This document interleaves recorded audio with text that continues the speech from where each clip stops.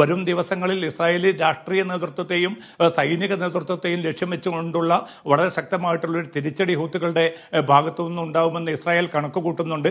അതിൻ്റെ അടിസ്ഥാനത്തിൽ വളരെ ശക്തമായിട്ടുള്ള സുരക്ഷാ സംവിധാനങ്ങളാണ് ഒരുക്കിയിരിക്കുന്നത്.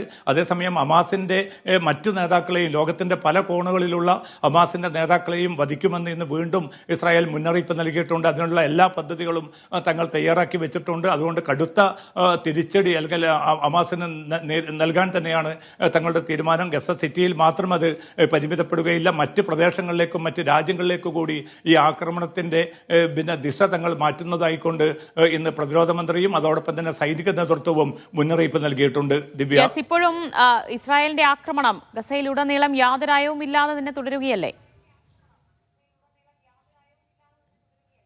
ദിവ്യ, തീർച്ചയായിട്ടും. കാരണം പിന്നിട്ട ദിവസങ്ങളിൽ നിന്ന് വ്യത്യസ്തമായി ഇന്നിപ്പോൾ ഈ ഒരു പകൽ മാത്രം 83 പേർ കൊല്ലപ്പെട്ടതായിട്ടുള്ള റിപ്പോർട്ടുകളാണ് ഏറ്റവും അവസാനം പുറത്തു വരുന്നത്. അതിൽ 33 പേരും കൊല്ലപ്പെട്ടിരിക്കുന്നത് ഭക്ഷണത്തിന് കാത്തു നിൽക്കുന്ന ഒരു ഘട്ടത്തിലാണ്. അതായത് പട്ടിണി കൊല എന്നത് വലിയൊരു ആയുധമായിട്ട് തന്നെ ഇസ്രായേൽ വികസിപ്പിച്ചെടുക്കുകയാണ്. ഇസ്രായേൽ മാത്രമല്ല, ഈ ഒരു ഭക്ഷണ വിതരണ സംവിധാനത്തിൽ കൂടെ ചേർന്നിരിക്കുന്ന അമേരിക്കയും ഈ പട്ടിണിക്കൊല പിന്നിട്ട ആഴ്ചകളായി തുടരുന്ന ഒരവസ്ഥയിൽ 2000-ലധികം പേർ കൊല്ലപ്പെട്ടിരിക്കുന്ന ഒരവസ്ഥയിലും ഈ പട്ടിണിക്കൊല ആസൂത്രിതമായിട്ടുള്ള ഈ വംശഹത്യാ പദ്ധതി മുന്നോട്ട് കൊണ്ടുപോകാൻ തന്നെയാണ് ഇസ്രായേലും അമേരിക്കയും തീരുമാനിക്കുന്നതെന്നാണ് ഇന്ന് ഈ 32 പേരുടെ വധം കൂടി വെളിപ്പെടുത്തുന്നത്. ഗസ സിറ്റിയിലാണ് കൂടുതൽ പേരും കൊല്ലപ്പെട്ടിരിക്കുന്നത്. വളരെ കൃത്യമായി തന്നെ സിവിലിയൻ കേന്ദ്രങ്ങളിലേക്ക് ആക്രമണം വ്യാപിപ്പിക്കുന്നു. താൽക്കാലിക ടെന്റുകൾക്ക് നേരെ ആക്രമണം നീക്കുന്നു. ഒരു 10 ലക്ഷത്തിലധികം വരുന്ന മനുഷ്യരാണ് ഈ ഗസ സിറ്റിയുടെയും പരിസര പ്രദേശങ്ങളിലും തങ്ങുന്നത്. അവരെ അവിടെ നിന്ന് പൂർണ്ണമായിട്ടും പുറന്തള്ളുക എന്നതാണ് ഇസ്രായേൽ മുന്നോട്ട് വെച്ചിരിക്കുന്ന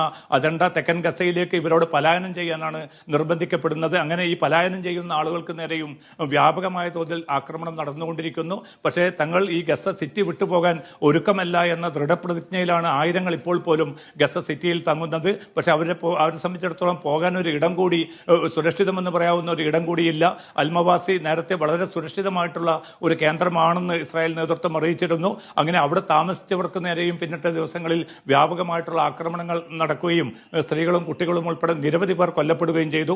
അതുകൊണ്ട് തന്നെ തെക്കൻ ഗസയിലേക്കുള്ള പലായനം എന്നത് ഒരു പക്ഷേ ഈ ഭൂമിയിൽ നിന്ന് തന്നെ അല്ലെങ്കിൽ ഈ പ്രദേശത്ത് നിന്ന് തന്നെ തങ്ങളെ പുറന്തള്ളാനുള്ള വളരെ കൃത്യമായിട്ടുള്ള ആസൂത്രിതമായിട്ടുള്ള ഒരു പദ്ധതിയുടെ ഭാഗമാണെന്ന് പലസ്തീൻ ജനതയ്ക്ക് ബോധ്യമുണ്ട്.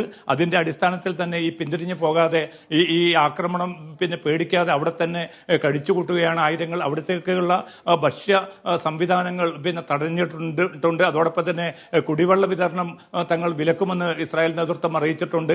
വൈദ്യുതിയും കുടിവെള്ളവും പൂർണ്ണമായിട്ട് വിച്ഛേദിച്ചുകൊണ്ട് ഈ ഗസ സിറ്റിയെ പിടിച്ചടക്കുക എന്ന വളരെ ക്രൂരമായിട്ടുള്ള ഒരു വംശഹത്യാ പദ്ധതിയിലേക്ക് തന്നെയാണ് ഈ ഇസ്രായേൽ സേന നീങ്ങുന്നത്. അതിനെതിരായിട്ടുള്ള നീക്കങ്ങൾ അന്തർദേശീയ തലത്തിൽ പല യൂറോപ്യൻ രാജ്യങ്ങളിലും ഇന്നും വൻതോതിലുള്ള പ്രകടനങ്ങൾ അരങ്ങേറുന്നുണ്ട്. അതോടൊപ്പം തന്നെ പുതിയ ഒരു ഫ്ലോട്ടില സമാധാനവും നിർദ്ദേശവുമായിക്കൊണ്ട് ഇന്ന് സ്പെയിനിൽ നിന്ന് ഗസയിലേക്ക് പുറപ്പെട്ടിട്ടുണ്ട്.